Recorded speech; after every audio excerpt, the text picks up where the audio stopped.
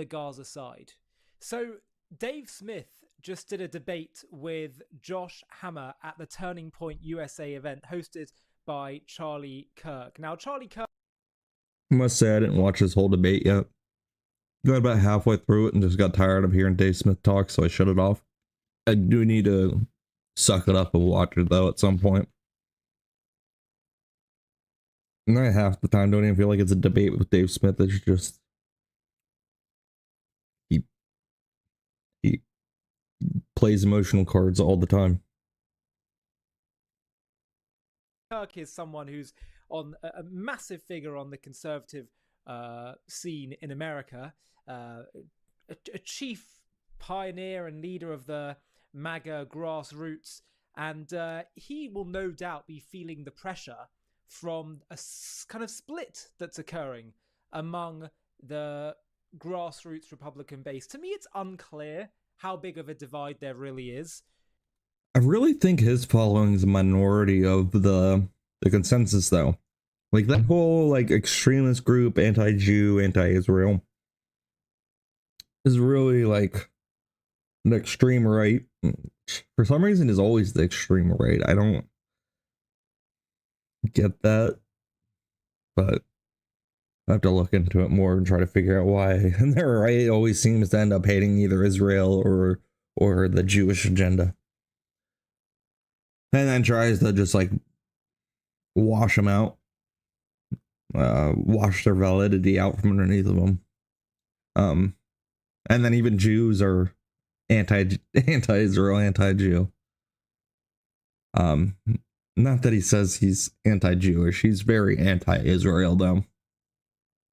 But unfortunately, his followers then take it into attacking Jewish people personally, or more so verbally online, which I don't condone.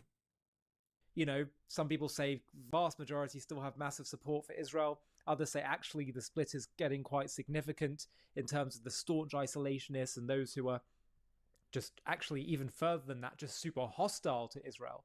But there was a debate done between Dave Smith and Josh Hammer. Dave Smith, obviously, very, very anti-Israel. Josh Hammer, super supportive of Israel and the American Israel. They're both Jewish, right? I feel like it's a joke that he's Jewish, but I think he's wearing a yarmulke. Alliance. And I wanted to show you some of the clips of Dave Smith spewing the most absurd, amoral nonsense.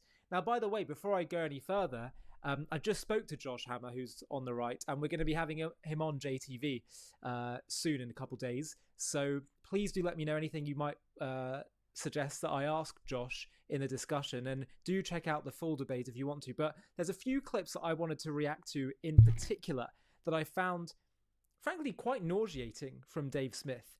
Josh Hammer also did a brilliant job. Well, okay. I guess that's a good thing about following these React videos. They pick out, like, the juicy bits, but I do want to finish watching the rest of the debate. In pushing back at some of his content, particularly around this notion that AIPAC is this kind of notorious, almighty, super powerful force. And I'll show you what he does there in a second. But actually, you know what? Let's start off with that. Let's start off with the whole AIPAC issue. Have a watch of this, where after Dave Smith is kind of saying, well, AIPAC have way too much influence and it's just unacceptable and it's foreign lobbying on our soil. Have a watch what he says. But Charlie, this notion that AIPAC is this big, powerful lobby can be dispelled with literally one anecdote. And I only need one anecdote to dispel this oft-repeated notion, which is the entire 2014 to 2015 Barack Obama-Iran nuclear debate. The fact that the JCPOA, Barack Obama's Joint Comprehensive Plan of Action nuclear deal passed, is literally the singular data point that disproves the entire alleged existence of the nefarious Israel lobby that controls all politicians there. They failed epically to get that passed. But I do have a question, Charlie, for Dave there, which is... I will translate it. Okay. Well, Charlie, I would be very, very curious, based on Dave's recent tweets about Donald Trump doing XYZ things, whether it's covering up for a pedophile ring or engaging in foreign wars, all on behest of a... Which everybody's pretty still upset about this Epstein list, which I'm really not happy that they haven't come to a conclusion on it either.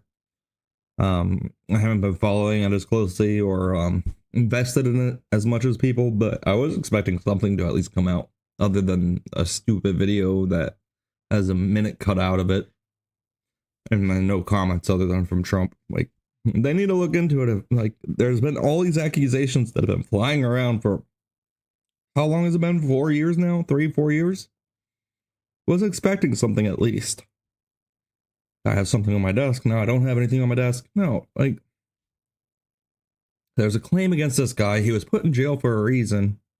And then you have all this seized as evidence. There's pictures rolling around online of hard drives that he had stashed away.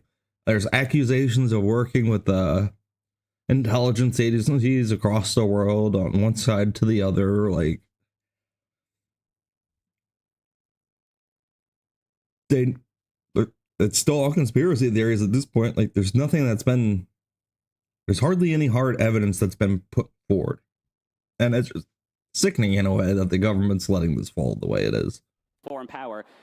Does Dave actually think that Donald Trump, J.D. Vance, the entire Trump administration are literally bought off by the Jews? Is that actually your honest stance? Okay, so what Josh is asking. Well, that's such a good point. I mean, look how Trump bashed Israel publicly just after they decided that the ceasefire hasn't taken place yet. They don't know what they're doing with their targets in Iran, which they have every right and moral duty to do with a regime that is seeking their destruction. And so, also the point that, well, if they have unadulterated access and influence to American politicians, what happened under Obama? What happened under Biden, where Biden started putting all these conditions in for supplying aid? And then it gets even more ridiculous because, quite frankly, you have so much, this obsession with Israel.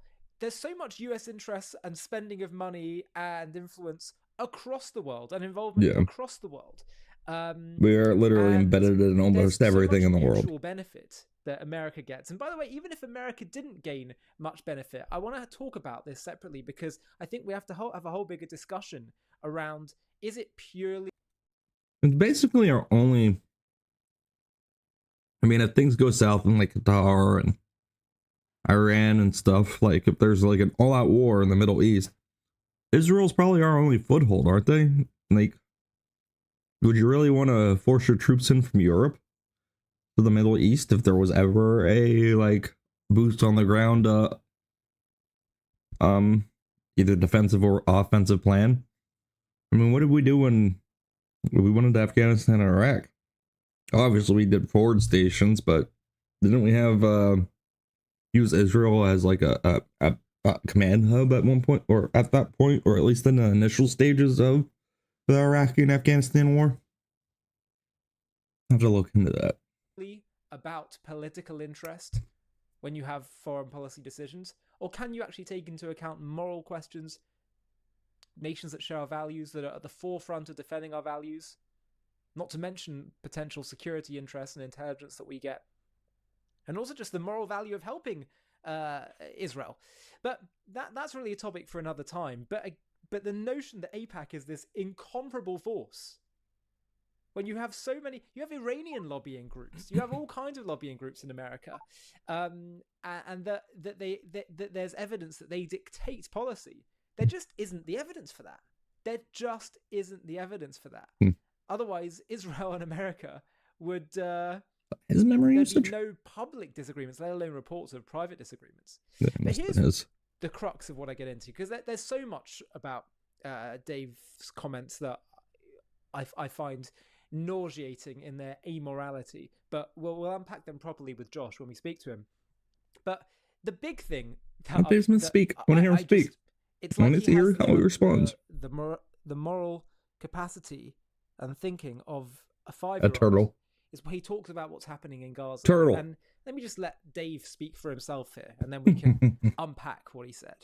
And so you would at least make some effort to not kill so many civilians. You can't, dude.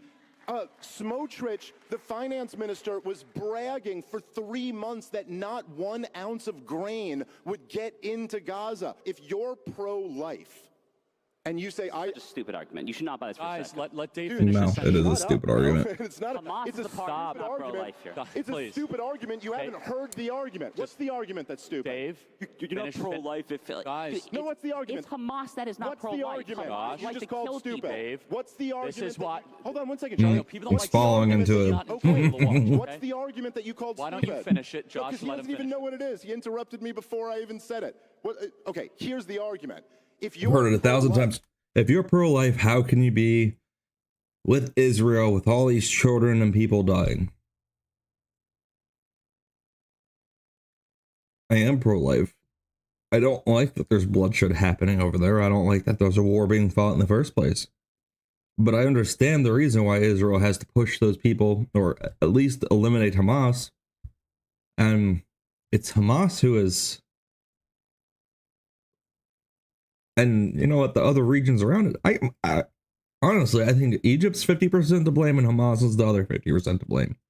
Number one, Egypt should have let refugees come in and stay across the border so that they are not becoming casualties of war. But because that has not happened, the people of Gaza have become war casualties. And which is an unfortunate thing, but it is a part of war, and people aren't... We've dealt with war through our generation, haven't we? I mean, at least as millennial, we've saw the Iraqi war. We understood there were going to be casualties. People didn't like that children were dying over there, but like, I don't think people protested as much as they're protesting now about a war that we're not even involved in.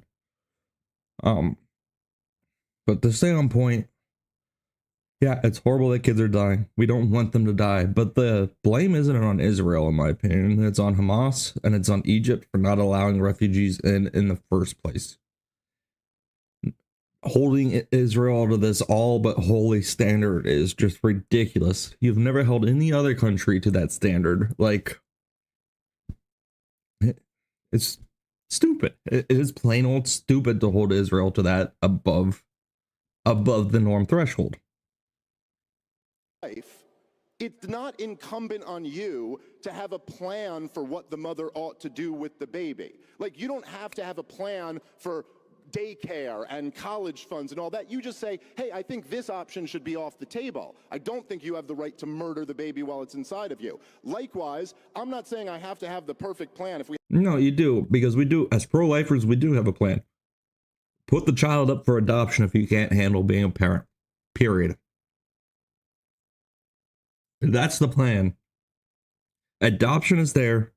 There are thousands of families that can't have kids within the United States that are looking to adopt outside of the United States because there's not enough kids in the system in the first place. Adopt. That is the number one thing as being a pro-lifer, is to adopt. Put the kid up to adoption. If you don't think you can handle the responsibility and got pregnant by accident, even though you were doing the deed, and can't handle the outcome of the deed, put the child up for adoption. I'd rather see a lady put 5 kids up for adoption instead of aborting 10. You know? It's just disgusting. We had more time, I could expound on what I think they should have done. But how about don't deny 1 ounce of grain for 3 months and then shoot at the poor people who are trying to get food? Josh, how respond. about you take that option off the table? Is that argument stupid, Josh? Dave. Okay. Josh, I am curious. Got it. I'm curious. I got to interrupt. What is your response to the human shield argument? It has been proven. Yes. It is legit. What is your response to a fact? We don't know how widespread it's done, but I think it's rather that Hamas uses human shields. Yeah, they certainly have. I'm not denying that. But yeah, but you're not speaking on it either. Kind of, you know, if let's say like in a domestic criminal situation, if there was somebody who killed a bunch of people, stupid argument. and they ran into a school and they're like using the kids as human shields, they're hiding behind the kids, and then your local police department came over and said, "This is blow up the war." school and killed all the kids, you wouldn't go, well, they have no moral responsibility because they were using them as human shields. It's an unequivocal fallacy. Yeah, as Bill Burr said in his special, you got to work around that, bro. And like, Hamas is terrible. Nobody's arguing with that. I have to say, I take personal offense to what he said here, and I can't remember the last time I've ever said that before. But what he is saying, put your soldiers in the line of fire. Offensive to the hundreds. Risk your own soldiers on the front line and get as many of your own boys killed trying to go in and actively take out 4 terrorists that have 2 hostages or whatever.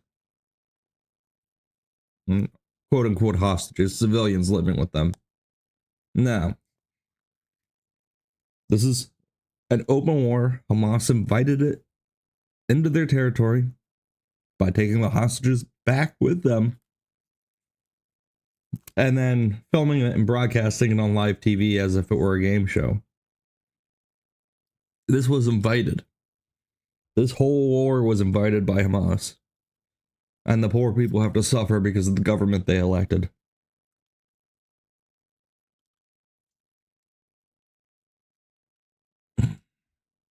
Hundreds of IDF soldiers who have laid down their lives or lost limbs for life because they have gone into Gaza and surgically tried to fight Hamas, go into civilian targets, areas and buildings in order to reduce non-combatant civilian casualties. On top of this, they're booby trapping houses like crazy. Like, they're purposely trying to die. Like, martyrdom is holier than holy for Palestinians, Gazans, whatever you want to call them. It is holier than holy. It is taught from grade school level. And that's, you can't even say that they're holding them hostage. Some people are voluntarily standing in front. In a way, like some women are voluntarily standing there just so they can be the shield for the guy that has the gun behind her. The war is sickening, and it's not sickening because of what is happening on the Israeli side or what they're doing. It's sickening because of the accusations and the Monday morning quarterback saying they could do much, much better in whatever situation they have to deal with. The only complaint I have about it is I would like to see more variety of reports coming out from Gaza, like more reporting agencies allowed to go inside. Do I understand why they don't want them? Yeah, because they're an extra risk. So my stipulation for that is no IDF like protection. You bring your own security. You get a general layout map. You don't bother the IDF whatsoever. If you get taken hostage, that's your problem. IDF does not have to worry about rescuing you. You signed off. You're willing to risk your life doing that reporting. Go ahead and do it. That is what I think. But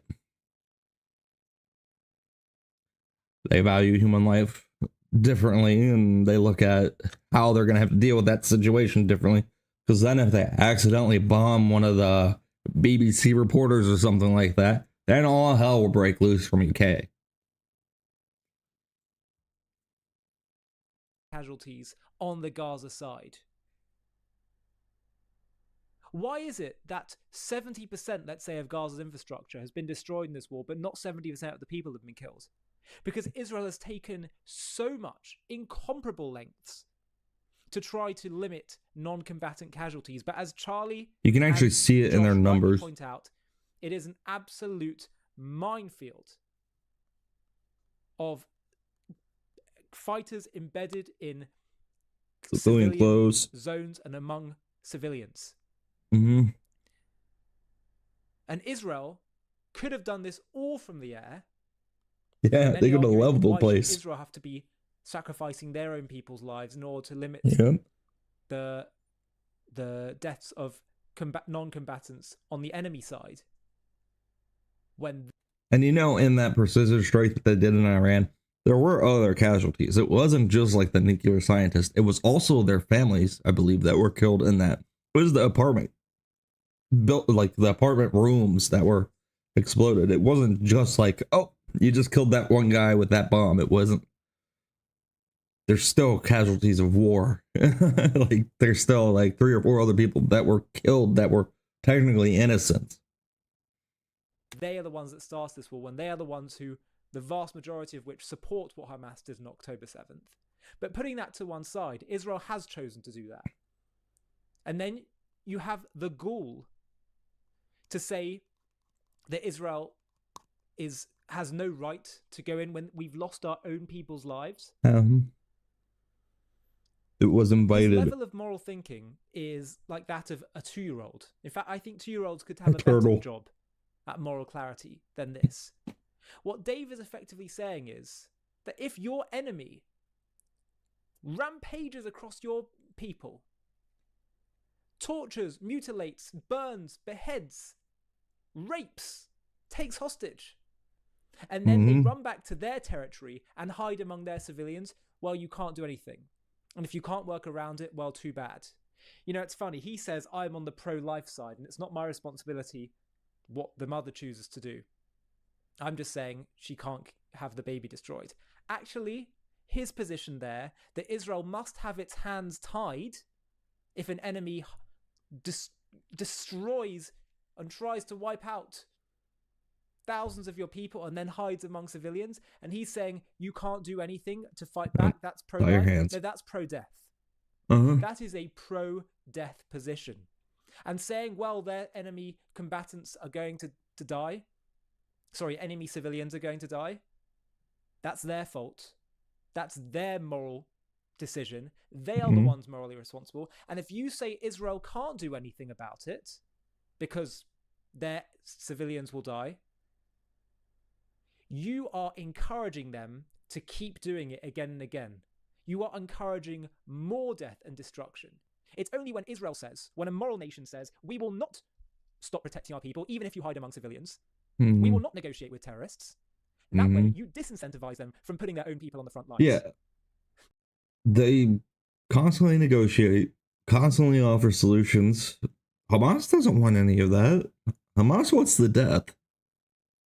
It's plain and simple. Hamas wants as much death and destruction as they can put out or receive. But Dave's position incentivizes them to keep doing it. And any nation, I guarantee you, America, would go in hard against a neighbor that did this, regardless of how many non-combatants were killed. Yeah. So his position is pro-death. And I take personal, deep offense at what he's saying, given that our own people have been killed in the hundreds, fighting on the ground in Gaza. Well, we could have done it from the air in order to try and limit non-combatant casualties. Again, I've said this time and time again on the show. He laments how... Yeah. It's just so infuriating, you know? I've always had an issue with Monday morning quarterbackers.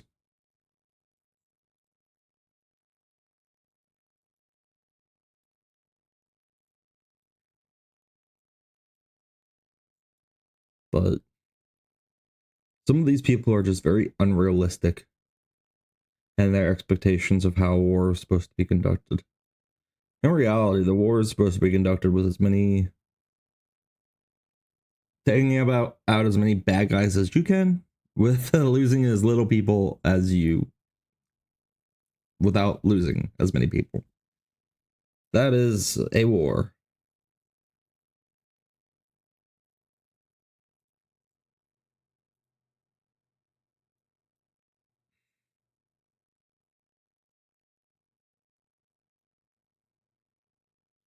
To put this rant up then. How many civilians have been killed in Gaza?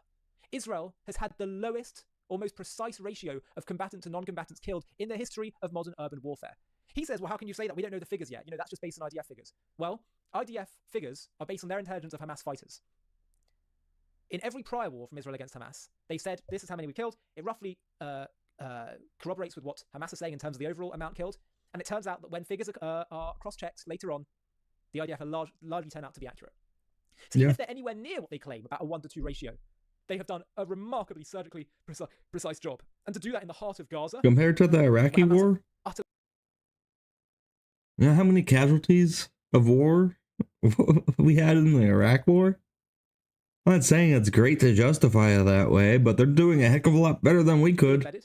And then when he laments the fact that for a few months Israel limited aid coming in, well, you know what they tried for 18 months, allowing aid in, and they weren't able to put enough pressure on Hamas to let them to get them to release the hostages, to end this war, to destroy Hamas. Hamas kept stealing the aid. So they're thinking, you know what? Maybe we need to do something differently in order to exert pressure on Hamas. Do you think Israel wants to see any Gazan, let alone die, suffer at all? I'm sure there's a select few. The appalling, heinous. I have to say, I'm sure there's a select few that want hellfire to rain. Well, I'm sure a majority of them want hellfire to rain down, but are almost at a psychopathic level of wanting to kill as many of these people that house Hamas. Like, if you're housing Hamas, they look at you as also a combatant in a way. I am sure there are a select few of IDS soldiers that feel that way, and it's not unheard of. That is normal in conflicts, because you see your brother next to you die, or your family member was taken, or like, this is very personal. Like, this is a very personal war for Israel versus Hamas. They made it personal. They did it on purpose. Abomination of October 7th. And so Dave's saying, well, you can't fight back because they might hit a civilian. Dave is pro-death. He is pro-death. Because he's saying, I do absolutely agree with him. And kill you, and then they hide behind others, there's nothing you can do about it. He'll reply by saying, no, you can do things, but you've got to find a way to work around the civilians. Not always possible, my friend. Welcome to war. They make it impossible sometimes, I really too. don't understand why this is complicated to people. And you know what? I don't believe it is complicated. I think, for whatever reason, he is using a warped logic because he has a deeper hostility here. And he'll always say, well, I'm Jewish. I don't care if you're Jewish. You can be Jewish, and you can still be hate. hostile to the Jewish people. Yep. It's happened plenty of times in history, and this is another time in which Nazi Germany, there were a lot of Jews that sold out the ones that were in hiding. And they were trying to save their own skin. Seeing it clear as day. I'm so excited to share with you something that I've been working on for a while. Okay.